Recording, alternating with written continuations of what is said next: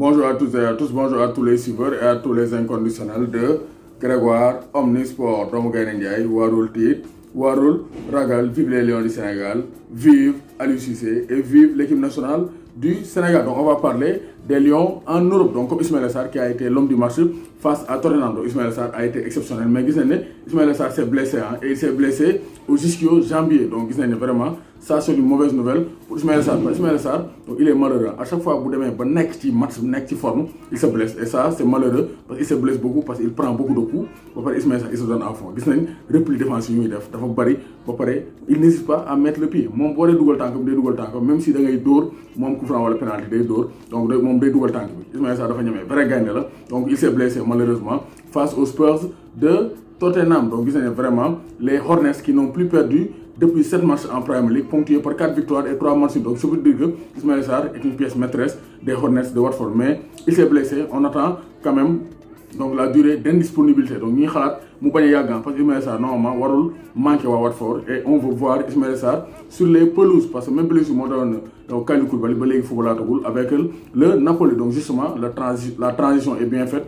Koulibaly donc bi nga xamné Leonardo da ko bëgg indi fële ci Paris Saint-Germain, Koulibaly ne voudrait pas venir en Ligue 1. Donc Koulibaly d'après moi la Ligue 1 est trop faible pour donc son talent. Donc Koulibaly vraiment muy jëm xol en Angleterre wala même en Espagne. Donc selon le site disport.com, donc Koulibaly ne voudrait pas de la Ligue 1 française. Est-ce que Leonardo va convaincre? Est-ce que nous convaincre? En tout cas, Paris pour 12 millions d'euros comme salaire pour Kalidou Koulibaly. Donc Everton, Bayern refuse Nottingham Forest. Donc Bayern mais on a le temps de jeu.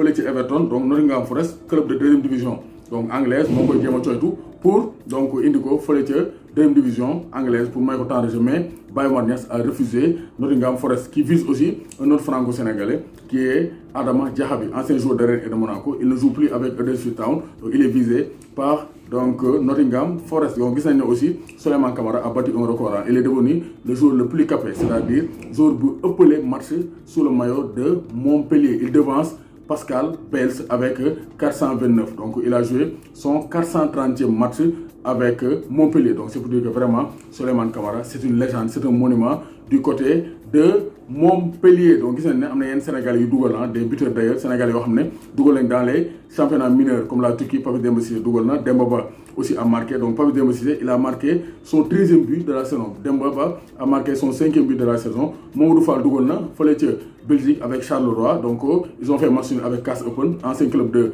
Moussa Wagué, donc de nul. Donc un but partout avec le 5e but en 18 matchs de Jupiter League de Mamadou Fall qui est un excentré, un ailier, un attaquant. Donc dans le championnat belge, donc 6 a perdu avec César, donc Amadou 6 qui est visé par Feyenoord Rotterdam et par Dijon. Donc c'est un bon joueur en international U20. Amadou 6, ancien joueur de Teungueth FC qui fait de très belles prestations donc aux Pays-Bas. Donc Dougal son 6e but en 16 matchs, donc tout comme sont confondus. Donc vraiment Amadou 6 actuellement mu ci forme. Donc 6e but en 16 matchs de championnat. Donc il fait une très bonne saison avec Fortuna Cita, 2e division espagnole. Ibrahima Baldé, donc 12 matchs, 2 buts cette saison. C'est illustré. Son but à la 92e minute de jeu a permis à Oviedo donc d'éviter la défaite. Donc mon Oviedo donc retourner de Huesca avec le point du match nul. Donc Ibrahima Baldé, nous pouvons peut être fatigué, mais c'est un ancien, donc c'est un international sénégalais qui a fait les JO de 2012 avec la génération de Moussa Wagué, donc de Moussa Konaté, Sadio Mané, Cheikh Kouyaté, Gana Gueye, Karambodj.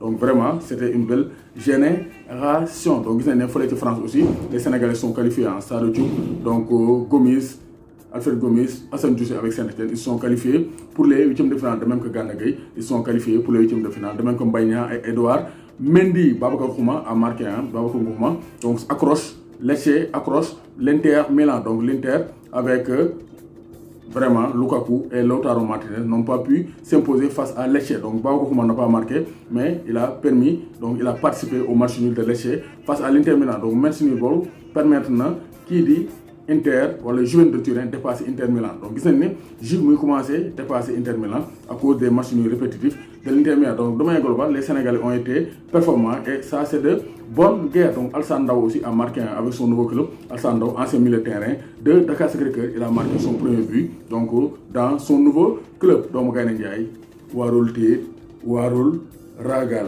maa leen di béggee di leen béggee di leen béggee.